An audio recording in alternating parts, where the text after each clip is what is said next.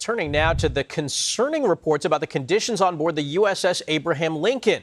CBS News senior national security correspondent Charlie D'Agata joins us now with more on this. Charlie, what are we learning?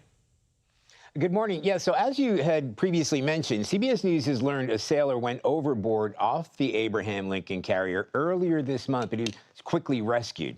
Now, sources say that incident is under investigation, while family members of the 5,000 sailors and Marines on board fear this long deployment is worsening mental health issues.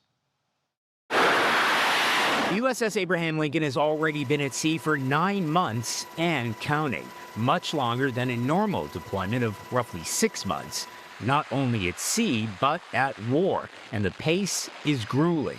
U.S. officials say combat aircraft have flown more than 10,000 times from the carrier in the past 8 months, all while defending against Iranian missiles and drones. They should not be deployed this long. It's Jefferson Kelly's son Jackson's first ever deployment, and he's worried. These are old ships. It's not like they're even state of the art. They take a lot of maintenance, a lot of work.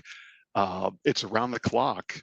Sailors' families expressed their concerns directly to the Navy's acting secretary, Hung Kao, in a contentious meeting last week. Now, Senate Democrats are also demanding answers from the Pentagon. In a letter to Defense Secretary Pete Hegseth, Senator Richard Blumenthal cited widespread reports of shortages of basic supplies, water contamination, plumbing issues, and deteriorating mental health. When we visited the Lincoln in 2019 outside the Strait of Hormuz amid rising tensions with Iran, we saw an intense operational tempo, and there wasn't even a war. We just need to be prepared for anything that may come our way.